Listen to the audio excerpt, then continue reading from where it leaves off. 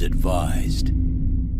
Hey everyone, welcome to the discussion for the Faceless, one of the newest Kickstarters that I thought was going to be super gimmicky, which it is. The magnets are just like, hey, you know what's never been in a board game? Magnets! You know what the insane Carolina posse loves? No, it's not that they love it, they just don't understand. They think it's a miracle. They're mystified by it. God made them. How doth they work? So the Faceless, let's go ahead and get the negatives out of the way, because the negatives that I have for this game are actually just purely cosmetic. Yeah, why is everything scaled the way it is? So here's the thing. It was a Kickstarter game. It looks awful. the bases for Billygoat are bigger than the circles that he walks in. So that's just annoying, because whenever you're moving him, you want to have him fit in a spot and rotate, but he's knocking shit all over the place, so that's kind of frustrating. If you get the 3D pack, which I did, it comes with like these bases, which is really lame. That's not even the same bag. Like, it comes with these bases, and the 3D stuff clicks into it. Well, not all the time. Like, that one did, but then there were ones that it wouldn't, and it would, like, they just wouldn't stay. So that's frustrating. And also, why the hell would I replace the cardboard tokens? Because they're not color coordinated. They're detailed for a blank tile. Very true. It's like, yeah, oh wow, it's 3D. Yeah, except for also. So now it takes all the color out of this very vibrant and beautiful game. So I don't want to do that. And also, because the memories are placed next to the purple spots, not in here!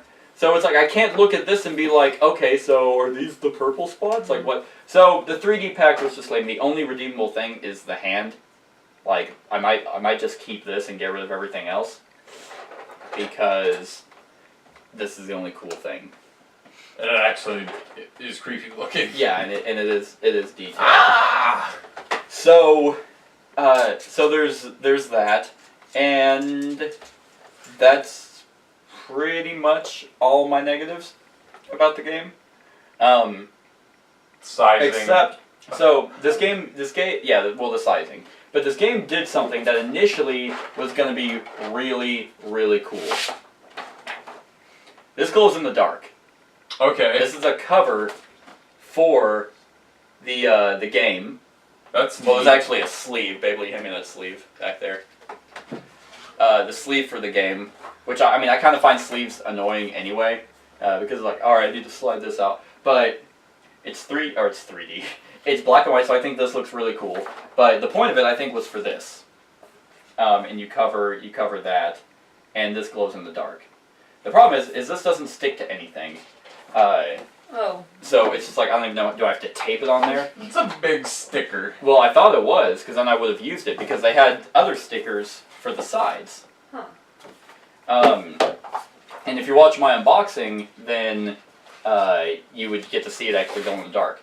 But they have covers. That's cool. But here's the problem with this, and I'll just slide this off.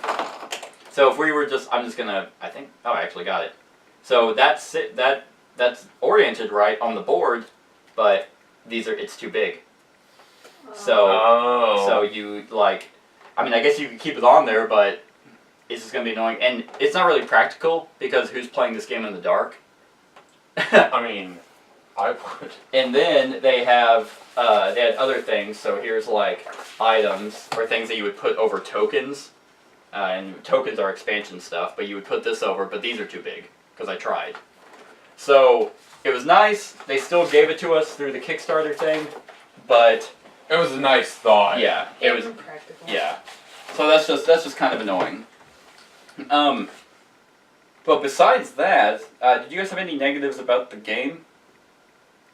I personally don't, even though we lost the first time, but that's because I guess it was the first time I was playing it, right? So we were learning. But yeah, we lost the first time because of our own mistakes. Own hubris. Your hubris. Our 12-year-old hubris. we just tried to bum rush the memories, and wow, he got to move 5 times? Yeah, he's like, there you are! So... You had to tickle your butts. Yeah, so we were just making... remember how old the kids are. It's okay. It's a board game, people. They're not real. They're not real. It's a joke. There are no jokes allowed. It's 2019. You can't make jokes anymore. If you want it politically correct, I will sue you. Anyway, so I think... What do you guys think about the magnets? At first I was very frustrated because I was like, I don't know where the fucking magnet's gonna go in 8 turns from now. Yeah. I think it's a neat idea. Definitely probably should have been play tested more. You think? Maybe just a little bit. I don't know how strong the magnets are. Right. Because it says you can't have them right next to one another. I assume because that messes up magnetic field really bad. Right. But like, it has you at the beginning of the game. It has you rub the red side of that the color. I don't even know. I don't even know. It just said rub it. Huh. I don't know if it's with the magnet or with the compass or with your finger, because it says that's gonna magnetize it. Yeah, that's how that works. Magnet professional. Like let's see, rub the red side of the Billygoat figure. Oh, on the compass for a few seconds. Okay. Oh. Well, I missed. Oh, okay. Well, Well, this is why we lost immediately. that's not why. But yeah, so you need to figure out how because you have the colored side. And the colored side is supposed to draw the magnet or the compass, and then the white side is supposed to repel it. So there were a few times where I was setting it up, and I'm like, oh wait, that's not right. So I had to figure it out. Yeah, they should have marked the poles for you because And also, I don't know how much it's actually going to affect it, but the magnets don't fit flush. No. In the bases. So it could be like if we're moving and I shoot it far back to the white, that it might be a little less strong on the attraction. And I mean, it might not, but I don't know why they didn't just have it flush. Like, why didn't they just get right-sized magnets to fit in the hole, or just make the hole, if you can't find magnets, then just make the hole smaller. So just yes, a few cosmetic. I personally think the magnet thing is really cool. I think it works really well and makes this game a lot more puzzly than it would have been if they did anything At first else. glance. Yeah. Because you're going to sit here and you're going to be like, because the critical thing to the game, I think it even says it at the beginning, is, yeah, there it is.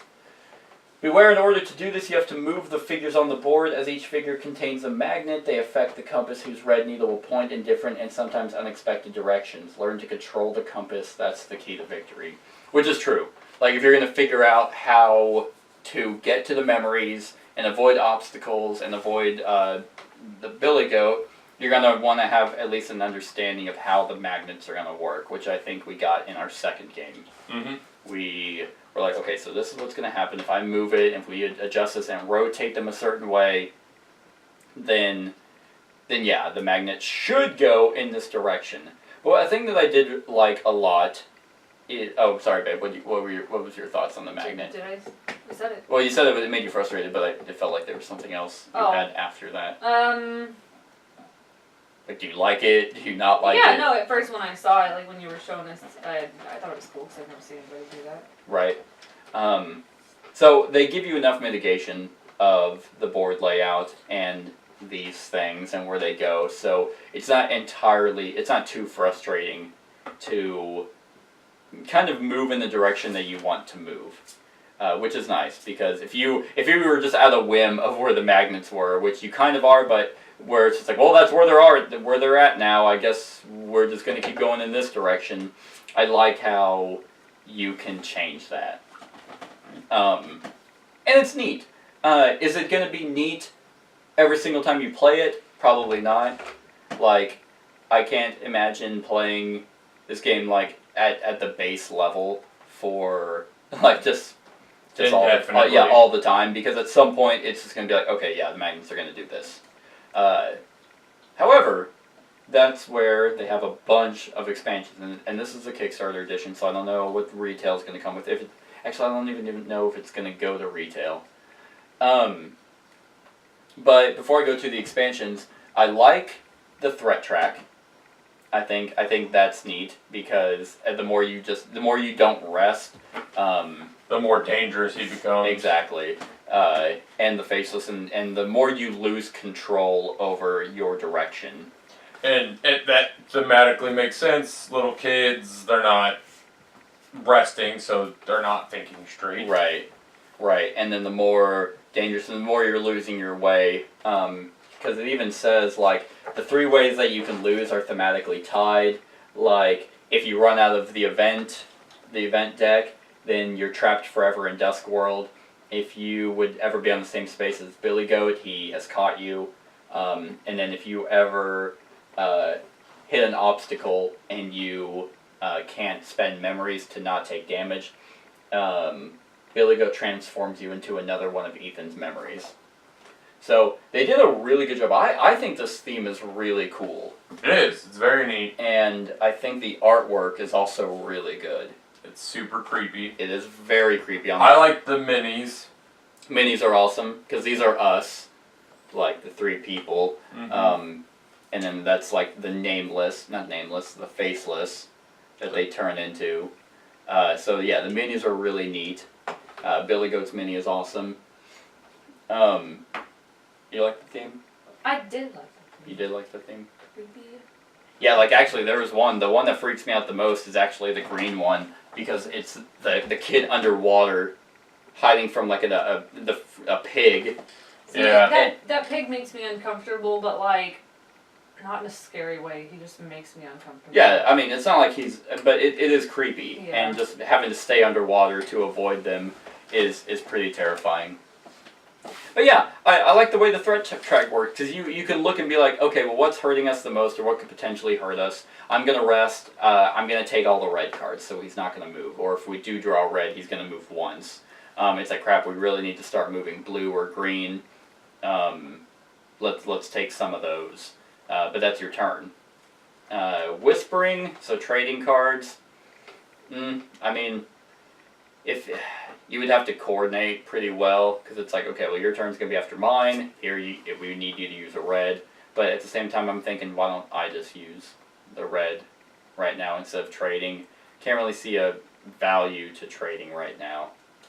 I like the memories, how you can use the memories for their abilities, but if you do that, then you use them for the game.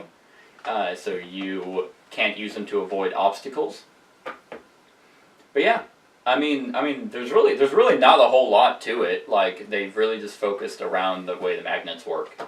Now, there are scenarios. So after saving Ethan, the Elm Street clan grew confident they could save other kids as well from the evil clutches of Billygoat, but things will get harder each time they attempt to rescue.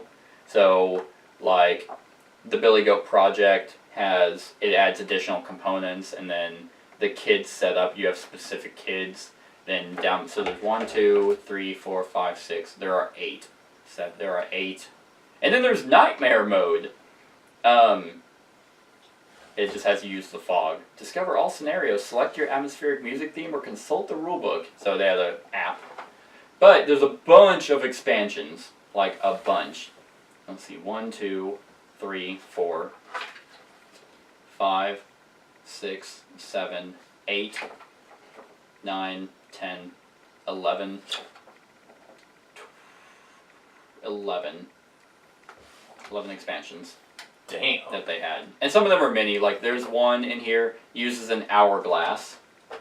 So it gives us a time limit. Billygoat's evil powers allow it to shift through time, making seeking memories harder than ever. Through time manipulation, it will force the team to make quick decisions and face dire consequences. Place the hourglass on the game board near the collected memories. During the game, you must retrieve one of the memories on Duskworld before the sand timer runs out. If the time is gone and you haven't collected at least one new memory, you must add 2 event cards from the deck to the threat's display. So, and I don't know how long this is. Probably a 30-second, maybe a minute. No, yeah, it's bigger than 30 seconds. Yeah. It's definitely a minute. Yeah, probably a minute timer. So you have a minute to at least collect one memory. And this says recommended after 12 plays. The fog one What happens when you cannot see your hands in front of your face? How can you be sure you are moving in the right direction? The only way to survive is to sharpen your other senses and follow your instinct. During the game, so you have a fog token that you place this in and then cover. So, during the game, at the start of each player's turn, before any other action, put the fog over the team, covering up the compass. This forces you to predict the potential change of the magnetic field without having any immediate feedback. After performing any action or before moving due to a played card, remove the fog from the compass and resolve any movements you should perform. I don't know how that would actually work. Because it's like, how would you, I mean, there doesn't seem to be any consequence.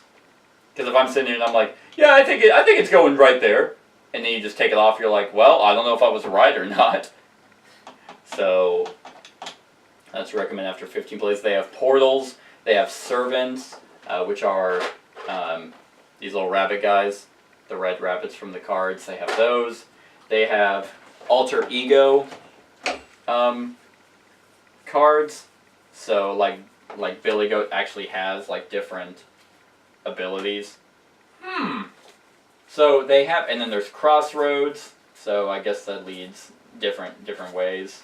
Bunch of tokens and stuff in a separate bag. So they gave a lot of options and a lot of replayability to. That might be longer than a minute, because that feels pretty long. Yeah, there's a den. Yeah, I mean, just a lot of expansions. There is a lot of customizable scenarios. Right. The sound of it. Right.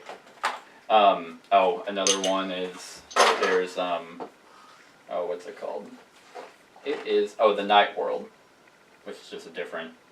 You just flip the board over. Yeah, different side of the board, which probably changes the space. A reverse space. So if you land on these, then you have to go in the direction of the white die or the white side instead of the red. So yeah, it's pretty nifty.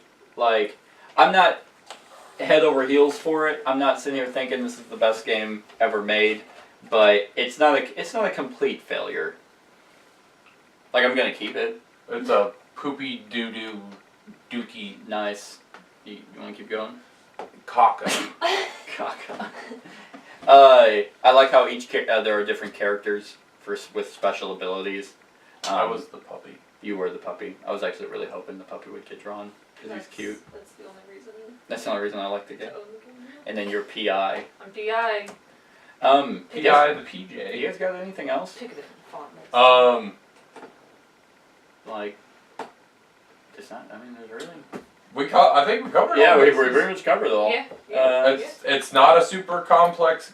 I mean, it can be, I guess, but it's not super complex. What we played, it's fun, strategic. Yeah.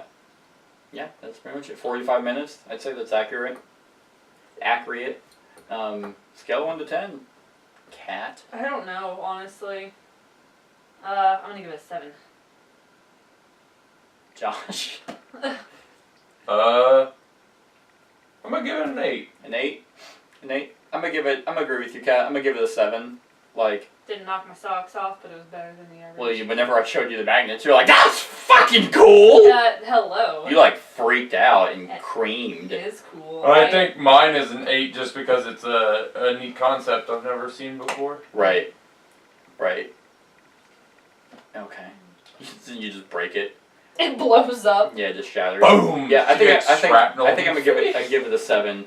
Like, Not a bad game. not a bad game. A little bit above part- average. Is that part of the game? You have to pull the Yeah, you have to pull the It's halfway compass. halfway between average and halfway between amazing. Yeah. I feel bad. I can't give it a 6 because it's like. It's better than Gen 7. That is true. Yeah, Gen 7's our comparison game. But yeah, like it was neat, and I do want to try it with the different expansions just to see how that changes the game. So So that's it, everyone. That's the Faceless. Let us know what you think of the game in the comments below. Other than that, like, comment, share, and subscribe, and have a wonderful whatever time of day it is for you. Hey everyone, thanks so much for watching this, and if you like this video, then click the subscribe button below to enjoy any video that I put out. And right next to that subscribe button is a little bell. Click that so you get notified of whenever I actually upload these videos. If you want to support the channel, you can definitely visit my Patreon page. The link is in the description below. Other than that, like, comment, share, and subscribe, and have a wonderful whatever time of day it is for you.